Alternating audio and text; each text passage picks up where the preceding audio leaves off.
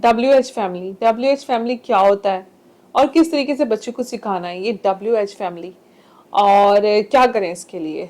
तो आज मैं आपको इसके ऊपर बताऊंगी कि किस तरीके से आपने अपने बच्चे को WH फैमिली सिखानी है, क्योंकि ये बहुत ज़रूरी है।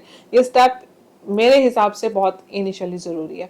अपने बच्चे को कॉन्सेप्ट देना WH फैमिली का, व्हाट, वेयर, व्हेन, हो, हाउ, तो किस तरीके से अपने बच्चे को ही, शी, दे, इट, ये सब कुछ सिखाना है हम लोगों ने। एक लंबी लिस्ट है, तो इसको हम लोग कैसे सिखाएंगे, किस तरीके से सिखाएंगे, तो उसके लिए एक ट्यूटोरियल वीडियो है। सबसे पहले को ट्यूटोरियल वीडियो देखते हैं। Let's watch it together. Family क्या होती है और बच्चे को कॉन्सेप्ट देना, I, he, she, we, you, this, that, these, those, और ये सब चीजें उसके साथ साथ ये सिखाना, what, why, where, when, who, whom, whose, which, how many, how much, how far, how long, how often, ये सब के सब हमने बच्चे को सिखाने हैं। और ये हमने कैसे सिखाने हैं, किस तरीके से सिखाने हैं, ये हमारा स्टेप है जो कि सेकंड लास्ट स्टेप है। इसमें हमने बच्चे को ये चीजें सिखानी है। हमारा आपको पता है कि चैलेंज चल रहा है 8 स्टेप्स, और ये हमारा सेकंड लास्ट स्टेप है। इसमें हम लोग क्या करेंगे, बच्चे को WH फैमिली इंट्रोड्यूस करवाएंगे और उसके साथ साथ बच्चे को इसकी प्रैक्टिस करवाएंगे। कैसे करवाएंगे, बहुत अच्छे और आसान तरीके से करवाएंगे, और किस तरीके से होगा वो मैं आपको बताती हूँ। देखिए, ये जो कॉन्सेप्ट है ना, ये छोटे बच्चों से लेकर बड़े क्लास तक के बच्चों के लिए आएगा।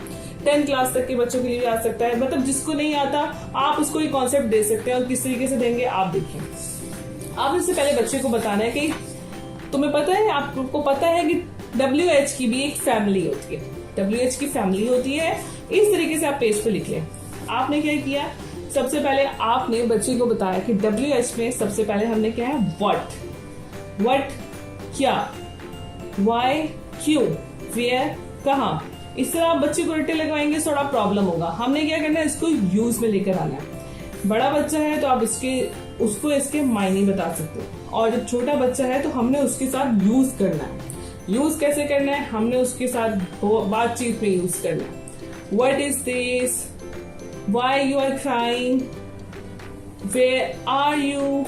तो आपने इस तरीके से बच्चे के साथ स्पोकन में उसको रूटीन लाइफ में थोड़ा थोड़ा उसको बोलना शुरू करना है।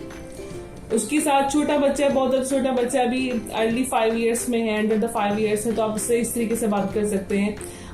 मैं ये नहीं कहती कि आप प्रॉपर इंग्लिश में बात करें। अगर आप उर्दू इंग्लिश मिक्स है, ज्वाइंट फैमिली में रहते हैं, तो आप बच्चे को डबल लैंग्वेज में प्रॉब्लम्स आ जाती है, तो आप उसके साथ क्या कर रहे हैं कि बीच में बैलेंस जो होती है ना, आप वो बोल सकते हैं। मतलब बैलेंस किस तरीके से बोले कि इंग्लिश भी हो, उर्दू भी हो, दोनों बोथ लैंग्वेजेस हो, लेकिन वो बीच उसके दोनों अल्फाजों का मिक्सचर होना चाहिए। आप उसको दोनों यूज करेंगे, क्योंकि हमने विकेबलरी में भी इजाफा करना है, बच्चे के जखीरा अल्फाज का इजाफा करना है, उसकी इंक्रीज द विकेबलरी कर रहे हैं हम लोग, उसको अल्फाज सिखा रहे हैं। उसके साथ साथ हम लोग उसको व्हाट, व्हाई, वेयर, जब ये चीजें भी साथ साथ यूज करेंगे तो बच्चे को कभी भी इसको मसला नहीं होगा, उसको यूज टू हो जाएगा इन चीजों का। तो आप लोगों ने ये अल्फाज जो है बच्चे के साथ आम रूटीन में यूज करने हैं, और उसके साथ साथ ये भी how many, how much, how for, ये सब अल्फाज जो हैं आपने ये भी बच्चे के साथ यूज करने हैं। उसके साथ साथ आई, ही, शी, वी, यू, इसके लिए आपने क्या करना है, आपने बच्चे को इसके मायने नहीं सिखाने। आपने बच्चे को बताना है कि आई का मतलब आई है, मतलब आई तू, मैं आई हूं, क्या, मैं आई हूं, आप आई हो। ही का मतलब बॉय है, ही का मतलब जस्ट बॉय है, और आपने लड़के को ही बोलना है। ही, गर्ल जो है वो शी है, वो शी ही रहेगी, और वी जो है वो हम सब हैं तो हम वी हैं, और यू, तुम जो हो वो यू हो। इस तरीके से मतलब होता यह है कि हम लोगों को भी ये प्रॉब्लम होती है कि जब हम लोग इंग्लिश बोलते हैं तो हम लोग उसके बेसिकली उर्दू में ट्रांसलेशन ढूंढ रहे होते हैं। आम रूटीन में भी आपने देखा है कि इंग्लिश बोलने की कोशिश करते हैं लोग मोस्टली, तो क्या होता है, हम लोग ढूंढ के उर्दू को उसको ट्रांसलेट कर रहे होते हैं। दिमाग में हमारे उर्दू भी चल रही होती है, साथ साथ इंग्लिश भी चल रही होती है। बेसिकली हम दोनों को ट्रांसलेट करके जब चल रहे होते हैं तो हम कहीं ना कहीं गलती कर देते हैं, और हम लोग थोड़े से कंफ्यूज हो जाते हैं, इंग्लिश बोलने में प्रॉब्लम हो जाती है। आपने शुरू से ही कॉन्सेप्ट ये देना है कि आई का मतलब आई है, ही का मतलब ही है, लड़का है, शी का मतलब लड़की है। तो आपने ये कॉन्सेप्ट उसके जहन में बिठा देना है।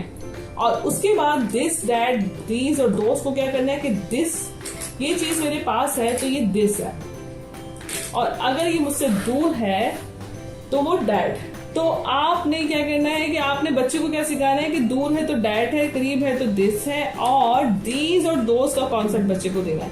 दीज जो होते हैं वो यूज होते हैं ज्यादा चीजें जब होती हैं, जैसा कि देखो अगर 1 पेंसिल है तो हम लोग इसको कैसे बोलेंगे, दिस इज आ पेंसिल। और अगर ये 2 पेंसिल्स हैं तो हम इसको कैसे बोलेंगे,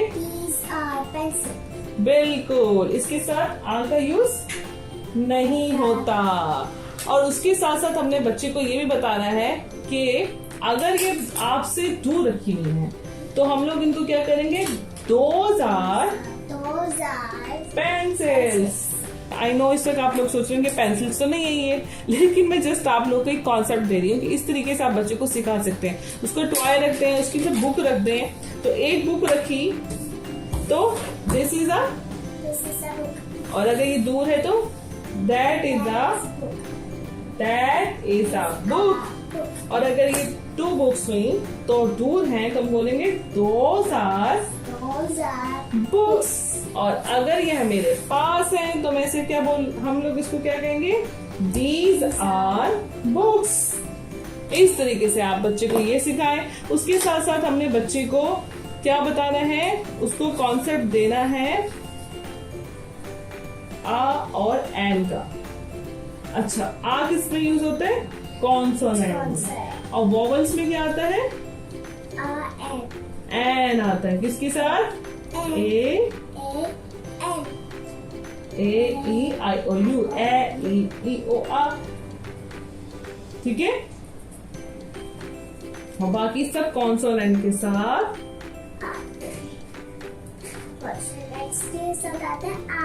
आता है। इस तरीके से आपने बच्चे को ये सिखाना है।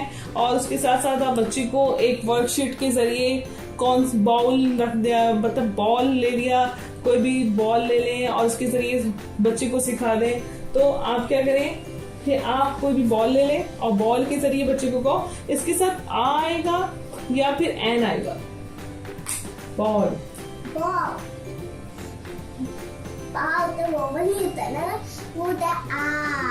बिल्कुल। जो बॉल है वो शुरू होता है बी से, ब से, तो उसके साथ एन नहीं आता, उसके साथ आ आता है। Very good. इसी तरह आप बच्चों की टॉयज दें, टॉयज के जरिए आप बच्चे को सिखाएं कि अच्छा देखो अब ये तुम्हारा टॉय है, इसके साथ क्या आएगा, पेंसिल के साथ क्या आएगा, आ आएगा कि एन आएगा। इस तरीके से आपने बच्चे को ये वाला कॉन्सेप्ट देना है। इसी तरह आपने क्या करना है, बच्चे को ये सारे कॉन्सेप्ट दें और बच्चे को इस तरीके से सिखाएं।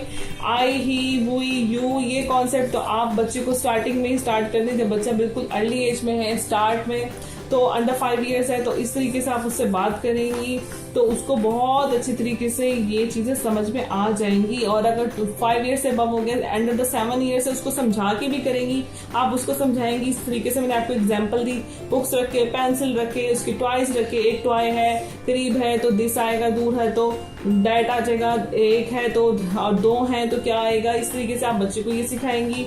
उसके साथ साथ आपने ये कॉन्सेप्ट अच्छी तरीके से उसका हो जाए तो आपने फिर ये चीजें जो है उसके साथ स्पोकन में शुरू कर देनी है। आपने कोशिश करनी है आप इनको खुद रूटीन लाइफ में उसके साथ बोलना शुरू करना है। Where are you going, why you are crying, what is this, और इस तरीके से आपने उसको यूज करना शुरू करना। तो क्या होगा कि बच्चे को ये सब चीजें कॉन्सेप्ट क्लियर होंगे और बच्चे को समझ में आएगा और उसको इंग्लिश बहुत अच्छी तरह से अंडरस्टैंड कर लेगा अंडर द 7 इयर्स।